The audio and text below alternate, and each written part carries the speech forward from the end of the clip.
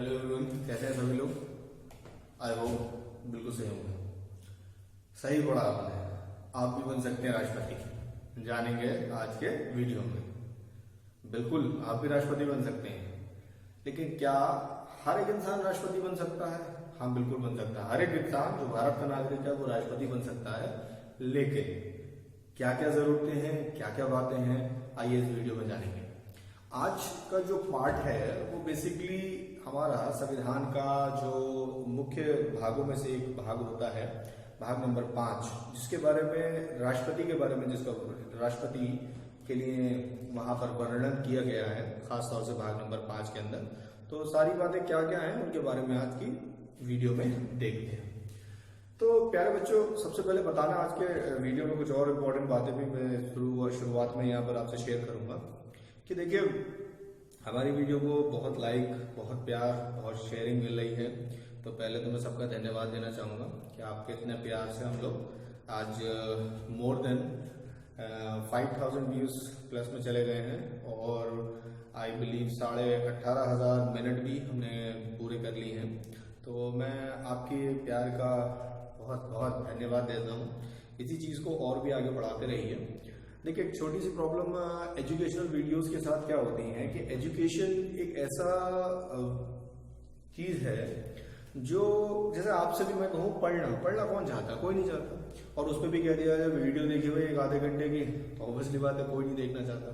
तो मैं चाहता हूँ अपने सारे स्टूडेंट से ये कहना कि प्लीज अभी आप सभी लोग, बार बार मेरा सभी से ये कहना रहेगा कि आप प्रॉपर वीडियोस को देखिए, पढ़िए और लोगों तक भी पहुंचाइए।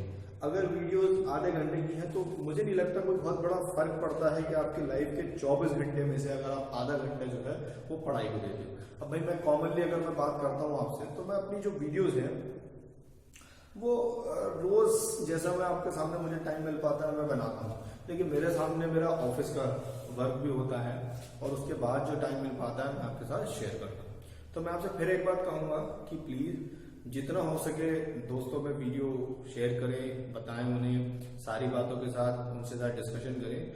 और प्लीज मेरा बार बार ये कहना है कि अभी हमें आपकी बहुत ज्यादा चीजों की जरूरत है। प्लीज सब में खूब बातों को बताएं और वीडियो को खूब शेयर करो और लाइक करें। देखिए, जब आप लाइक करते हैं, कमेंट करते हैं खासतौर से, तब मुझे क्या पता चलता है कि हाँ, चीजों को मुझे कहाँ सुधारना है, क्या चीजों को करना है। देखिए, मैं कोई प्रोफेशनल यूट्यूबर तो हूँ नहीं, ठीक, सीखते सीखते ही तो सीख रहा हूँ। तो मेरे सबसे बार बार यही कहना रहेगा कि प्लीज सभी लोग खूब वीडियो को शेयर करें, लाइक करें, और प्लीज लाइक जरूर करा करिए। आपको अच्छी लगती है तो प्लीज लाइक जरूर करें, और मुझे अगर कोई प्रॉब्लम्स हैं, चीजें हैं, तो प्लीज मुझे डिस्क्राइब करके कमेंट्स में बताइए, ठीक है। तो अब मैं देर नहीं करूंगा, अब आप देखेंगे कि किस तरीके से आप राष्ट्रपति बन सकते हैं। तो देखिए, यहाँ शुरुआत तो आज हम करेंगे राष्ट्रपति की। तो हम सबसे पहले ये जानने की कोशिश करेंगे कि राष्ट्रपति जो बेसिकली नाम है ये बेसिकली क्यों है और ऐसा क्या होता है इसमें। तो सबसे पहले राष्ट्रपति की अगर मैं बात करूं तो यहाँ पर हमारे जो दुनिया में अगर मैं बात करता हूं तो दुनिया के अंदर जो व्यवस्था है, लोक प्रशासन की जो व्यवस्था है, तो उसमें ये राष्ट्रपति का क्या रोल है, इसके बारे में हम बात करेंगे। दुनिया में डेमोक्रेसी जहां जहां है, जहां जहां लोकतंत्र है, जहां पर जनता के द्वारा कोई सरकार चुनी जाती है, उसे लोकतंत्र कहते हैं। तो जहां जहां दुनिया में लोकतंत्र है, जहां जहां दुनिया में लोकतंत्र है, वहां पर यह व्यवस्था कितने प्रकार की होती है? तो जहां लोकतंत्र है वहां व्यवस्था 3 प्रकार की होती है। ध्यान से सुनिएगा, जहां पर लोकतंत्र होता है वहां सरकार की व्यवस्था 3 प्रकार की होती है, पहली, दूसरी और तीसरी। पहली होती है संसदीय, अध्यक्षात्मक, और इसे प्लूरल गवर्नमेंट भी या प्लूरल डेमोक्रेसी भी कह सकते हैं। अध्यात्मक में भी एक अलग टाइप की जो बात होती है, ये बहुत कम ही देखी जाती है। इसके बारे में थोड़ा सा मैं आपको समझा देता हूँ क्या है। देखिए, संसदीय प्रकार की जो व्यवस्था है उसमें क्या होगा, संसदीय जो प्रकार की व्यवस्था है उसमें क्या होगा, देशात्मक जो प्रकार की व्यवस्था है उसमें क्या होगा, और ये जो प्लूरल फॉर्म की जो व्यवस्था है इसमें क्या होगा। तो देखिए संसदीय प्रकार की व्यवस्था में क्या होता है, जो इसका एग्जीक्यूटिव हेड होता है, अध्यक्ष होता है, वो एक नाम मात्र का व्यक्ति होता है। वो एक नाम मात्र का व्यक्ति होता है और उसके पास पावर्स जो होती हैं वो बहुत ही कम होती हैं, लिमिटेड पावर्स होती हैं। यहां पर असल की पावर्स होती हैं, असली पावर्स होती हैं, वो किसके पास होती है, वो मंत्रिमंडल के पास होती है। रियल पावर्स किसके पास होती हैं, मंत्रिमंडल के पास।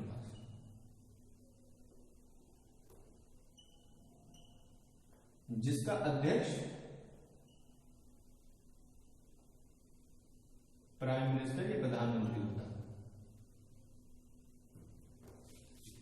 तो संसदीय प्रकार की जो व्यवस्था होती है उसका जो रियल पावर्स होती है वो किसके पास होती है, मंत्रिमंडल के पास होती है। और मंत्रिमंडल का अध्यक्ष क्या कहलाता है, प्राइम मिनिस्टर। तो अगर मैं आपसे कहूं कि रियल पावर्स किसके पास हो गई, तो सीधी सी बात है प्रधानमंत्री के पास होगी। अब ये व्यवस्था हम अगर देखेंगे तो यहाँ पर यह नाम मात्र का, राष्ट्रपति के पास जो पावर्स होती है वो नाम मात्र की होती है, और यहाँ पर राष्ट्रपति ये जो व्यवस्था है वो भारत में अपनाई जाती है। संसदीय प्रणाली क्या है, ये भारत के अंदर अपनाई जाती है। अब ये जो है संसदीय प्रकार की प्रणाली जो है वो हमने ब्रिटेन से ली है, इंग्लैंड से ली है। तो अगर मैं आपसे कहूं तो आपके दिमाग में एक बात आएगी, क्या जो भारत की व्यवस्था है क्या वही इंग्लैंड की व्यवस्था भी है? तो बिल्कुल है। संसदीय प्रकार की जो संसदीय प्रणाली है वो हमने कहां से ली है, वो इंग्लैंड के संविधान से ली है। तो क्वेश्चन कभी भी आपके सामने आता है कि हमारी जो संसदीय प्रणाली है वो हमने कहां से ली है, वो हमने इंग्लैंड से ली है, ब्रिटेन से ली है, नो डाउट। लेकिन ये भी बात अगर सामने आ जाए कि संसद की जो प्रणाली भारत के अंदर है क्या वही इंग्लैंड के अंदर है, ये जो इंग्लैंड के अंदर वो भारत के अंदर है, तो आंसर है नहीं। क्यों? क्योंकि यहाँ का जो अध्यक्ष होता भी है, मतलब जो यहाँ का राष्ट्रपति होता है, जो यहाँ का बेसिकली मुखिया इसको बनाया जाता है जो राष्ट्रपति है, तो यहाँ का जो राष्ट्रपति है उसका तो चुनाव होता है। और ब्रिटेन की जो राष्ट्रपति है, जो राज्य का अध्यक्ष है, उसका चुनाव नहीं होता, वो वंश के अनुसार है। राइट, बात समझ में आ गई? ब्रिटेन का संविधान और भारत के संविधान के अंदर जो संसदीय प्रणाली है वो दोनों में समान है, लेकिन जो राज्य के अध्यक्ष को चुनने का तरीका है, एग्जीक्यूटिव को चुनने का तरीका है, दोनों का डिफरेंट है। वहां चुना नहीं जाता, वो वंश के अनुसार है। जो महारानी है वो वंश के अनुसार है, ये है तो उनके बाद ये है, उनके बाद ये है, राजकुमार, इस तरीके से सिस्टम रहता है। लेकिन अगर मैं बात करूं किसकी, अगर मैं बात करता हूं भारत की, तो भारत के अंदर जो राष्ट्र का जो अध्यक्ष है, जो राष्ट्रपति है, वो उसका चुनाव होता है। उसके बारे में जानेंगे किस तरीके से होता है, वो हम अपनी लेटर ऑन वीडियो के अंदर बात करेंगे। ठीक। अब यहाँ पर अध्यक्षात्मक जो प्रणाली है इसके अंदर क्या होता है बच्चों, इसके अंदर जो मुखिया होता है, जो राष्ट्रपति होता है, उसी के पास रियल पावर्स होती हैं, और जो संसद जो मतलब उनकी कार्यपालिका है उनके पास लिमिटेड पावर्स होती है। राइट। और यहाँ पर व्यवस्था में और बात चीजों को देखा जाता है। ठीक है, जैसे कि ये व्यवस्था बेसिकली कहाँ मिलेगी आपको, अमेरिका के संविधान में। ठीक है, अमेरिका के संविधान में ऐसी व्यवस्था देखने को मिलती है। अब अमेरिका में एक बात और ध्यान रखिएगा, अमेरिका के अंदर जो राष्ट्रपति होता है वो केवल 2 बार चुना जा सकता है, और राष्ट्रपति का जो कार्यकाल होता है वहां वो 4 साल का होता है। कितने? 4 साल का होता है, और 2 ही बार चुना जा सकता है, उसके अलावा उसके बाद नहीं। यहाँ प्लूरल फॉर्म ऑफ गवर्नमेंट कौन सी होती है भाई? तो इसमें बेटा प्लूरल फॉर्म ऑफ गवर्नमेंट में क्या बताया जाता है, इसके अंदर कुछ सदस्य मिलकर क्या बनाते हैं, एक सरकार बना लेते हैं। अब ये जो ग्रुप बनाते हैं सरकार, एक से अधिक जो लोग वहां पर बनाते हैं सरकार, उन सबकी पावर्स अपने आप में बराबर होती है, और ये बराबर से फिर इसको बराबर तरीके से बांटते हैं। कैसे बांटते हैं कि भाई इतने समय तक ये रहेगा, इतने समय तक ये रहेगा, इतने समय, तो अध्यक्ष जो रहेगा वो कुछ समय तक रहेगा। ये नहीं कि एक ही बंदा, जैसा मान लिया हमारे जो प्रधानमंत्री होता है 5 साल के लिए चुन लिया गया था, वो 5 साल के लिए चलता रहता। बीच में अगर कोई व्यवस्था खराब होती बात अलग है, लेकिन वो ऐसे चलता रहता है। लेकिन इसमें क्या होगा कि यहाँ पर एक नहीं 5 चुने जाएंगे, और ये 1 साल के लिए, ये 1 साल के लिए, ये 1 साल के लिए, 1 साल के लिए, तो ये व्यवस्था है। चलिए तो वापस आता है। तो अब भारत में राष्ट्रपति की बात चल रही है, तो बिल्कुल सही बात है कि भाई आप भी राष्ट्रपति बन सकते हैं। तो पहले हम आज ये जानेंगे कि राष्ट्रपति के लिए सबसे पहले इंपॉर्टेंट क्या होती है, उनकी क्वालिफिकेशन।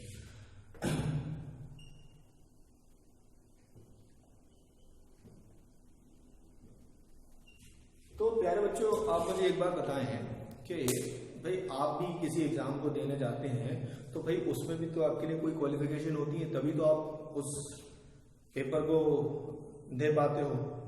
भाई कहीं आपकी हाइट कम है तो भाई पुलिस में नहीं जा सकते, जा सकते हैं। कहीं आंखों की रोशनी कम है तो पुलिस में नहीं जा सकते, आर्मी में नहीं जा सकते। कहीं दौड़ नहीं निकाल पाओगे तो नहीं जा पाओगे, फिजिकल सही नहीं है तो नहीं जा पाओगे। बहुत सी नौकरियां क्या है वो इन चीजों की डिमांड नहीं करती, वो कुछ और डिमांड करती हैं, राइट। तो क्या है कि हर चीज के लिए एक उम्र, एक एजुकेशन क्वालिफिकेशन होती है। जैसे आपका 10+2 है एग्जाम, तो उसके लिए 12th चाहिए आपको। आप मान लीजिए 12th नहीं है, अभी आपने 12th कर रखा है, ग्रेजुएट नहीं है, तो CGL का पेपर नहीं दे सकते। तो इसी तरीके से हमारे देश के लिए कोई मतलब देश की बात अभी छोड़ के हम नॉर्मल बात करें, किसी भी पद पर किसी को बैठाना है तो उसके लिए न्यूनतम कोई अर्हता होनी चाहिए, न्यूनतम कोई क्वालिफिकेशन होनी चाहिए।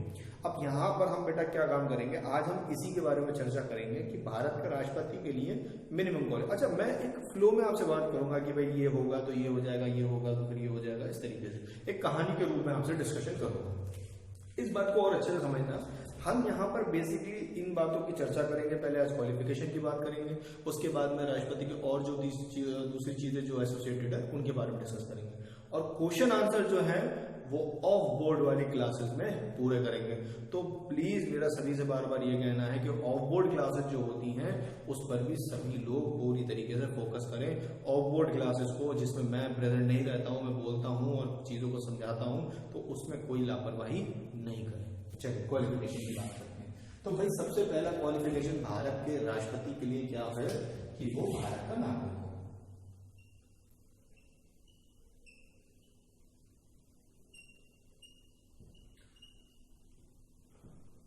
तो आप भारत के नागरिक हैं? हाँ सर बिल्कुल भारत के नागरिक हैं, बिल्कुल ठीक है।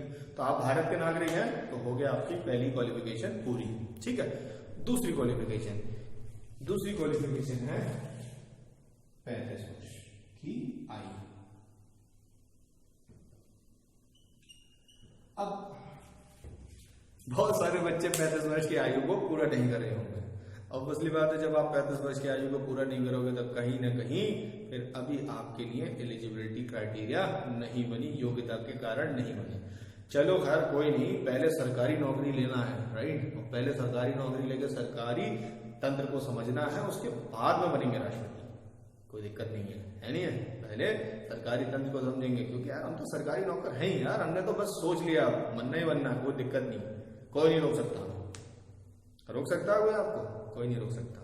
जब जज्बा पा लिया है तो हमें डट के सामना करना है और हर हाल में लेना। कुछ मत सोचना, तुमने इधर उधर सोचा तो कुछ नहीं मिलेगा। ध्यान रखना, मंजिल उन्हें मिलती है जो कुछ हौसला रखते हैं किसी चीज को पूरा करने का। और मैं आपके सामने बार बार एग्जाम्पल दे चुका हूँ, मैं खुद कितने एग्जाम्स क्वालिफाई किया, कितनी जॉब कर चुका हूँ, सिर्फ इसी हौसले से।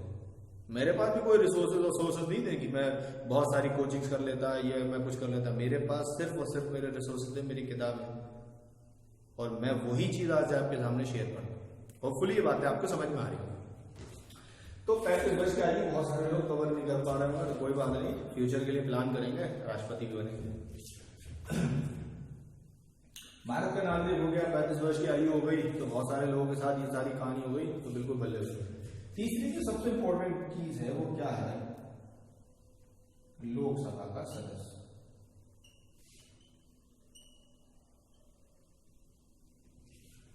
तो अगर आप लोकसभा के सदस्य निर्वाचित होने वाली योग्यता रखते हैं तो मेरे ख्याल से आप अब और ज्यादा एलिजिबल हैं, योग्यता पूर्ण होने लगे हैं कि आप भारत के राष्ट्रपति बन जाए, ठीक। अब लोकसभा के सदस्य के लिए क्या योग्यता होती है इसके बारे में हम डिस्कस करेंगे जब हम लोकसभा का पार्ट पढ़ेंगे। यहाँ अभी केवल इतना जानना जरूरी है कि आपको अगर राष्ट्रपति बनना है तो वो आप अपने ऊपर रख के चीजों को समझोगे, सीखोगे, तो मुझे ऐसा लगता है कि आप इन चीजों को बहुत आराम से सीख जाओगे।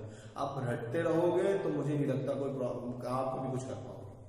तो अपने दिमाग से पहले पॉइंट तो ये निकाल दो कि मैं रट लूं। अभी कुछ बहुत सारे बच्चे कहेंगे सर ये अनुच्छेद क्या, मैं बिल्कुल कह रहा हूँ कि कुछ भी नहीं समझो अनुच्छेद क्या है। मैं ऑफ बोर्ड क्लास में मैं आपको अनुच्छेद भी बताऊंगा, सब कुछ बताऊंगा। अभी केवल ये समझो कि हमारे लिए बेसिक बातें क्या है।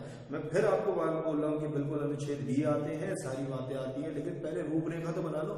राष्ट्रपति क्या है, राष्ट्रपति की रूपरेखा बन गई तो बाकी सारी चीजें बनती चली जाएंगी उसके अंदर। फिर आपको ये याद रखने की जरूरत, ज्यादा दिक्कत नहीं करेगी। अच्छा ये बात थी, हाँ ये थी, अच्छा ये इस अनुच्छेद में, ओके फाइन। अब पहले तो अनुच्छेद नंबर ये में ये कहा गया, अरे नहीं बनेगी कहानी, पहले राष्ट्रपति को अपने ऊपर लगा के देखो कि हाँ मैं क्या राष्ट्रपति बन सकता हूँ, और अगर नहीं बन सकता तो आगे फ्यूचर में किस तरीके से बनूंगा, ये पूरी बातों को समझ लो, अपने अंदर घोल लो। फिर देखो प्रॉमिस मैं आपसे करता हूँ कि आपको फिर ये अनुच्छेद याद करने में दिक्कत नहीं होगी कि भारत के राष्ट्रपति अपने आप में क्या होता है। ठीक, तो भारत का नागरिक, ठीक है, 35 वर्ष की आयु, लोकसभा का सदस्य निर्वाचित हेतु योग्यता होनी चाहिए, लोकसभा का सदस्य बनने हेतु योग्यता उसके पास होनी चाहिए। अगला,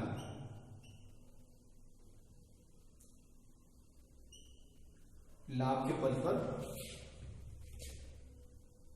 ना हो, लाभ का पद पर ना हो। लाभ का पद का मतलब मान लीजिए आप सरकारी नौकरी में, तो आप लाभ का पद तो है, या कोई मान लीजिए और भी कोई ऐसा काम कर रहे हैं जो लाभ का पद पे है, तो लाभ का पद बेसिकली मतलब ये कहने का मतलब ये होता है बच्चों कि जैसे मान लीजिए एक समय पे क्या आप 2 कार्य कर सकते हैं, तो मेरा ख्याल है कि काम तो आप कर सकते हैं, लेकिन एक समय पर जब आप 2 कार्य करते हैं तो भाई ये जरूर ध्यान रखना पड़ता है, क्या जो दूसरा कार्य है वो पैसों से जुड़ा तो नहीं है। अगर पैसों से जुड़ा कोई कार्य होता है फिर आप दोनों कार्यों पे एक तरीके से मन नहीं लगा पाते। तो राष्ट्रपति के लिए भी ये बताया गया कि राष्ट्रपति एक से अधिक पद पर, वैसे तो राष्ट्रपति के बहुत सारे काम होते हैं, जैसे राष्ट्रपति आप देखेंगे कि भाई कहीं ना कहीं लोकसभा मतलब संसद से जुड़ा हुआ है, कहीं ना कहीं वो सेना का प्रमुख होता है, राइट, और कहीं ना कहीं वो देश के अंदर भी जो दूसरे देशों के साथ जो भी हमारे रिलेशंस होते हैं वो भी राष्ट्रपति के नाम से ही होते हैं। तो राष्ट्रपति के बहुत सारे काम है, वो एक ऐसे काम है जो उनकी ड्यूटीज है में आ गए। लेकिन यहीं पर अगर राष्ट्रपति कहीं पैसों का काम भी साथ में करने लगेंगे, कहीं उनकी कोई फैक्ट्रीज या एंटरप्राइजेस चल रहे होंगे, तो वहां पर ऑब्वियसली बात है, मान लीजिए उनकी कोई एंटरप्राइजेस चल रहे हैं, कोई बहुत बड़ी फैक्ट्रीज इंडस्ट्री चल रही है, तो ऑब्वियसली बात है कि भाई उसको डायरेक्टली नहीं इनडायरेक्टली फायदा पहुंचाने की पूरी कोशिश की जाएगी। तो राष्ट्रपति के लिए यह बात बिल्कुल निर्धारित कर दी गई कि वो किसी भी लाभ के पद पर नहीं होगा, तब वो एलिजिबल है इस चुनाव में जाने के लिए। ठीक, तो भारत का नागरिक हो, 35 वर्ष की आयु हो, लोकसभा का सदस्य हो, लाभ के पद पर न हो। आप अगर ये सारी बातें करते हैं तो अब अभी आप लोकसभा से राष्ट्रपति बनने की कुछ बातों को पूरा कर चुके हैं, अभी पूरी तरीके से पूरा नहीं करा। अगला स्टेज, होपफुली ये बातें समझ में आ गई।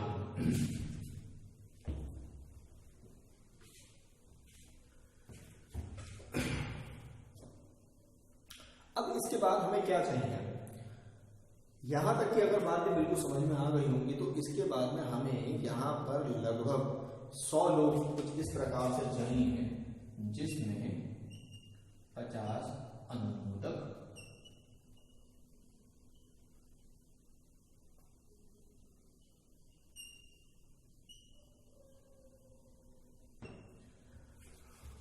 50 प्रस्तावक और 50 अनुमोदक। ये कौन होते हैं, मतदाता में से होना चाहिए। अब सर ये मतदाता का मतलब कि हम में से कोई लोग नहीं, तो 50 अनुमोदक 50 प्रस्तावक कौन होना चाहिए, मतदाता होना चाहिए। और मतदाता कौन, जो राष्ट्रपति के चुनाव में मतदान करें वो लोग। राष्ट्रपति के चुनाव में मतदान क्या आप लोग गए हैं कभी, नहीं, आप लोग नहीं जाते। तो राष्ट्रपति के चुनाव में जब हम लोग नहीं जाते, भारत की जनता सीधे तौर पर नहीं जाती, भारत की जनता के द्वारा चुने गए उनके प्रतिनिधि जो है वो जाते हैं। तो जब कोई भी ऐसा चुनाव हो जहां पर जनता के द्वारा चुने गए प्रतिनिधि किसी को चुने, किसी का चुनाव करें, तो वो अप्रत्यक्ष चुनाव कहलाता है, इनडायरेक्ट वोटिंग। तो राष्ट्रपति का चुनाव भी कैसा हुआ, अप्रत्यक्ष हुआ। बात समझ में आ रही है, जहां पर जनता वोट ना दे और वहां पर जनता के द्वारा चुने गए प्रतिनिधि वोट दें, तो वो जो चुनाव होता है वो अप्रत्यक्ष कहलाता है, इनडायरेक्ट वोटिंग कहलाती है। तो मतदाता कौन है, इनके बारे में चर्चा कर लेते हैं। तो भारत का जो राष्ट्रपति है उसके चुनाव के लिए जो मतदान होता है उनमें 2 तरीके की आप देखेंगे कौन होंगे, मतदाता कौन होंगे, सांसद,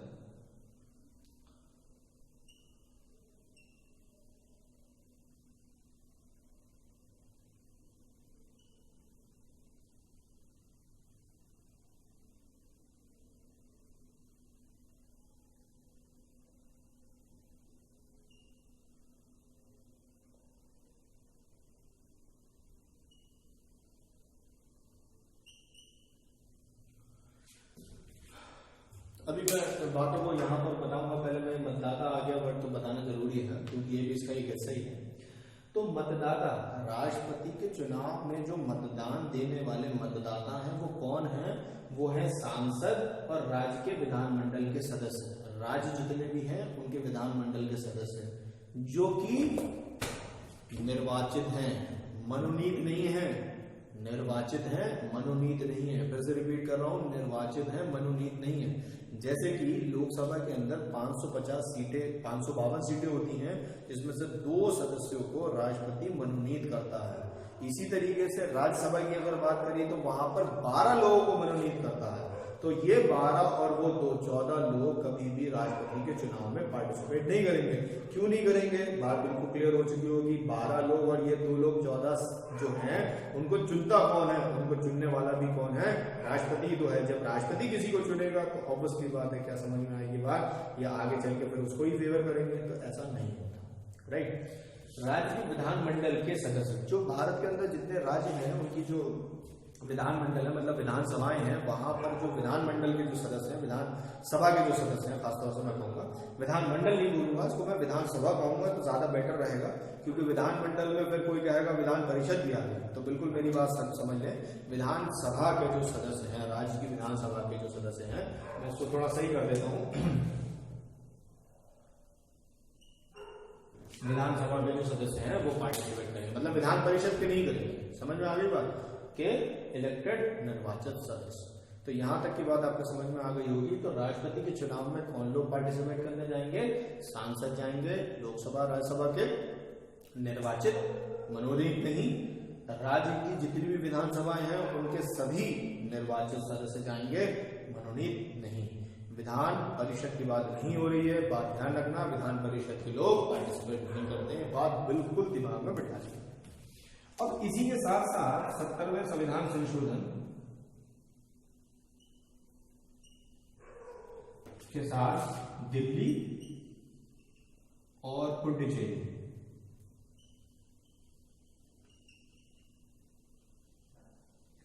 तो दिल्ली और पुडुचेरी के भी जो विधानसभा है वहां के सदस्य भी क्या करते हैं? मतदाता हैं, मतदान देते हैं राष्ट्रपति के चुनाव में। तो राष्ट्रपति का जो चुनाव होता है उसमें कौन कौन से लोग पार्टिसिपेट करते हैं? सांसद के, लोकसभा राज्यसभा के निर्वाचित सदस्य और राज्य की विधानसभा के निर्वाचित सदस्य, दिल्ली और पुडुचेरी के भी विधानसभा के निर्वाचित सदस्य 70वें संविधान संशोधन के द्वारा। लेकिन सब निर्वाचित, मनोनीत कोई नहीं। अब इसको थोड़ा सा मिटा देते, फिर आ जाते हैं मतदान में। तो ये जो लोग थे जो इसमें पार्टिसिपेट कर रहे थे, इन्हीं में से, मतलब जो इसके मतदाता हैं, मैंने समझाया इसीलिए आपको, जितने भी मतदाता हैं ये सारे मतदाता में से 50 अनुमोदक और 50 प्रस्तावक जो हैं वो इनके बारे में कहेंगे कि हाँ भाई इस बंदे को हम राष्ट्रपति के चुनाव के लिए खड़ा करेंगे। तो 100 सदस्य, मतलब आप 100 सदस्य में चाहे 100 सांसद ले लें राज्यसभा या लोकसभा से, या आप विधानसभा के कोई भी 100 लोग ले लें, तो आप जो है उसके चुनाव में खड़े हो सकते हैं। तो शायद आप 100 विधायकों को जानते होंगे कम से कम, या 100 सांसदों को जानते होंगे कम से कम। आई होप, मुझे लगता है आप जानते होंगे, और वो आपकी पैरवी करेंगे और आप जो है उनमें से 50 अनुमोदक बना लेंगे, 50 प्रस्तावक। लेकिन ये दोनों अलग अलग होने चाहिए, ये भी ध्यान रखिएगा। पहले व्यवस्था थोड़ी अलग थी, अब ये जो है 50 और 50 हो गई। ठीक है, इतनी बात अगर आपके पास है तो मुझे लगता है कि आप फिर राष्ट्रपति बनने लायक हो। मेरे ख्याल से आप बन भी जाएंगे। लेकिन अगर आप सांसद 50 और 50 100 लोगों को जानते हैं तो बहुत अच्छी बात है। चलिए, जानते नहीं है, जानने वाले तो बहुत होते हैं। हाँ, यहां पर बात हो रही है, वो आपके लिए कहें कि भाई इनको बनाइए। चलिए, तो अभी तक हमने क्या देखा? ना भारत का नागरिक हो, इतनी उम्र हो, लोकसभा के सदस्य, किसी लाभ के पद पर न हो, 50 अनुमोदक, 50 प्रस्तावक, एक रूपरेखा बन गई। अब ये सारी चीजें हो गई, आपके जो नाम के लिए उन्होंने कह दिया। अब भाई अब आती है, आप जाएंगे, जैसे कि आप देखते हैं, आप जाएंगे, आप बोलेंगे, जाके अपना फॉर्म पर्चा भरेंगे, और जो पर्चा भरेंगे वो इलेक्शन कमिश्नर के सामने भराया जाएगा। चीफ इलेक्शन कमिश्नर के सामने आपका पर्चा भराया जाएगा। अभी जब आप पर्चा भरोगे तो साथ में आपको एक जमानत राशि देनी है 15,000 रुपए।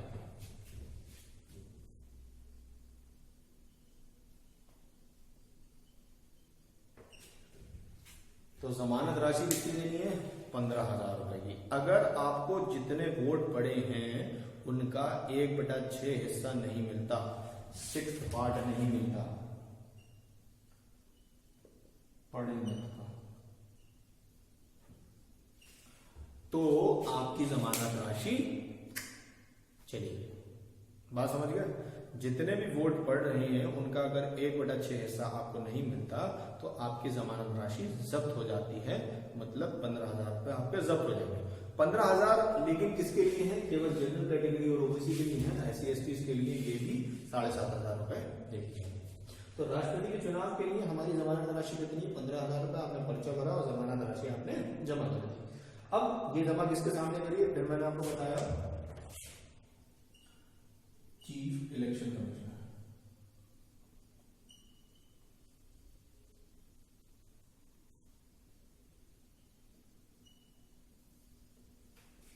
मुख्य निर्वाचन आयोग के सामने ये आपने काम करा है।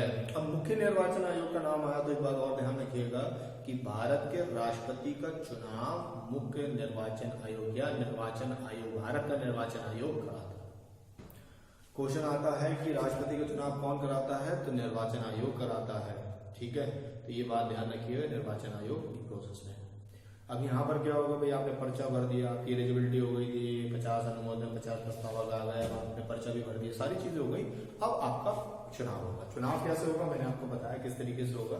अच्छा, यहाँ पर चुनाव को रिलेटेड कुछ और भी बातें हैं कि एक वोट कितने के बराबर होता है, तो वो सारी बातें मैं आपसे बाद में डिस्कस करूंगा कि एक सांसद का वोट की अहमियत क्या होती है, क्या एक विधायक के वोट की अहमियत क्या होती है, दोनों के सेम तो हो नहीं सकती, तो वो किस तरीके से होती है उसके बारे में हम लेटर ऑन डिस्कस करेंगे। अभी हमने जो पढ़ना है वो क्या समझ रहे हैं, जो मेन मोटिव। अब यहाँ पर एक और क्राइटेरिया आती है, वो आती है, एक मिनट,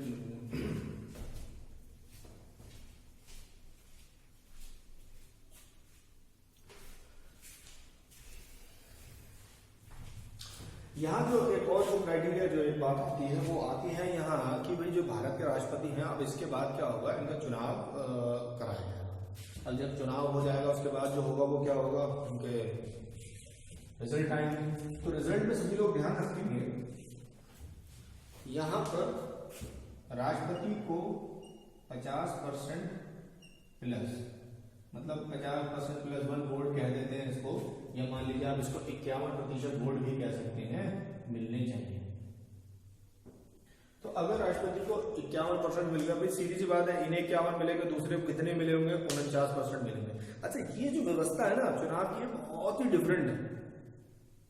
तो इसके बारे में भी एक अलग क्लास बनाएंगे, क्योंकि मैं आपसे कहूँगा कि एक लेक्चर के अंदर इस बात को मैं आपको एक्सप्लेन कर पाऊंगा, तो इसके लिए मुझे पूरा प्रॉपर एक लेक्चर चाहिए। तो अभी उस पर फोकस मत करिए, आप केवल किस बात पे फोकस करिए कि राष्ट्रपति के चुनाव के लिए 51% चाहिए, बिकॉज 51% अगर इनको मिल गए तो दूसरे व्यक्ति को 49 मिलेंगे तो वो जीत नहीं सकता। ठीक है, तो इस बात को थोड़ा सा ध्यान रखेंगे।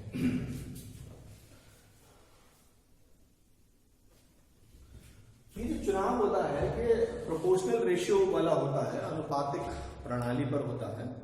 तो ये अनुपातिक प्रणाली, जैसे मैंने आपको बताया, अपने आप में एक पूरा एक टॉपिक है जिसके बारे में बताऊंगा किस तरीके से इतने वोट, मान लीजिए वहां पर 4 वोट मिले। ये नॉर्मल चुनाव जो होता है वैसा नहीं होता, इसमें सभी को वोट देना पड़ता। अगर 4 लोग खड़े हुए इलेक्शन में तो जो लोग वोट डालने जा रहे हैं वो सभी को वोट देंगे। 1 नंबर पे किसी को रखेंगे, 2 नंबर पे किसी को रखेंगे, 3 नंबर पे किसी को, 4 नंबर पे। खैर, चुनाव हो गया, राष्ट्रपति का चुनाव हो गया, 51% वोट मिले और राष्ट्रपति चुन लिए गए। अब जो राष्ट्रपति चुना जाता है वो राष्ट्रपति जो है वो क्या लेगा, शपथ लेगा। अब मान लीजिए कोई विवाद हुआ, ध्यान से सुनिएगा, राष्ट्रपति के चुनाव से संबंधित कोई विवाद, ठीक है, तो चुनाव से संबंधित अगर कोई भी विवाद होगा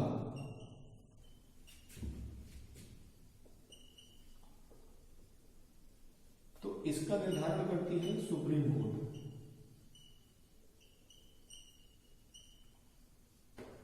में कुछ ऐसा बताया जाता है कि राष्ट्रपति का चुनाव, राष्ट्रपति या उपराष्ट्रपति का चुनाव का जो भी विवाद होगा वो सुप्रीम कोर्ट में हल होगा।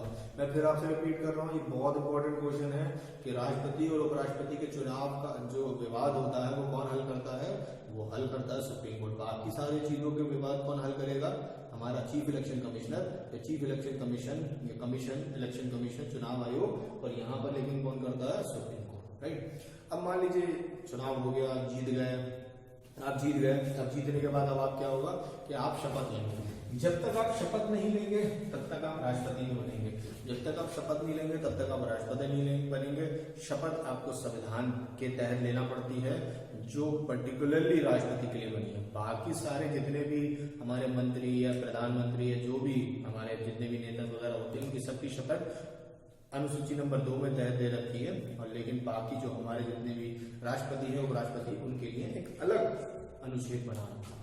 राइट, अब यह शुरुआत करते हैं। शपथ होगी, तो शपथ एक्चुअल में क्या होगी, देखिए जरा। शपथ दिलाएगा कौन?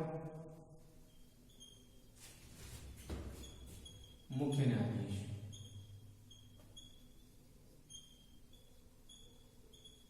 ध्यान से समझिए, तो शपथ कौन दिलाता है? भारत का मुख्य न्यायाधीश दिलाता है। बाद में बल्कि यही मुख्य न्यायाधीश को बनाएंगे और शपथ ये दिलाएंगे, राष्ट्रपति दिलाएगा। लेकिन राष्ट्रपति को शपथ दिलाने वाला कौन होता है? भारत का मुख्य न्यायाधीश। अगर वो नहीं है तो उसके बाद में जो रैंक में सेकंड नंबर पे होगा वो दिलाएगा।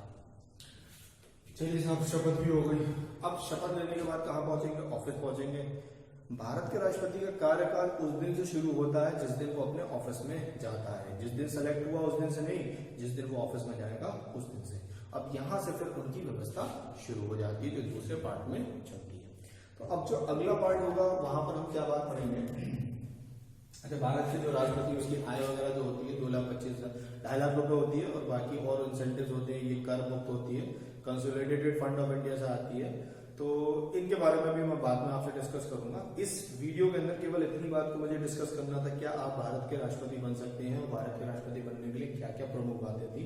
अब हम नेक्स्ट जो बात को जो डिस्कशन करेंगे वो ऑफ बोर्ड की क्लास में डिस्कशन करेंगे क्वालिफिकेशन के रिगार्डिंग, और मैं साथ ही साथ आपको अनुच्छेद के बारे में भी डिस्कस करूंगा।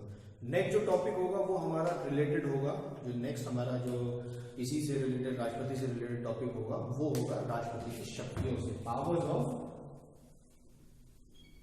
प्रेसिडेंट।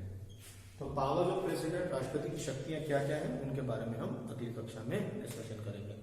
होप ये वीडियो आपको अच्छी लगी होगी। प्लीज सभी में शेयर करिएगा, बार बार पढ़ें, देखते रहें, और कोई सजेशन हो तो प्लीज मुझे कमेंट में कमेंट करके बताएं। Thank you very much.